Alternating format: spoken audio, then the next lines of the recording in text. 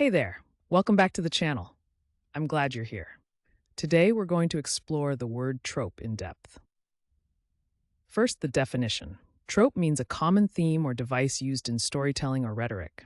Think of it simply as a familiar pattern or motif you often see in stories. It can refer to recurring themes, symbols, or cliches used to convey ideas clearly. Now let's talk about where this word comes from. Origin stories can be fascinating. Trope traces back to the Greek word tropos, meaning turn or change. Over time, it's been used by rhetoricians and storytellers to describe figurative language and common ideas. The word has carried through history and still shows up today in surprising ways. So, how do you use trope in everyday language? Let's go through some examples. Correct example 1.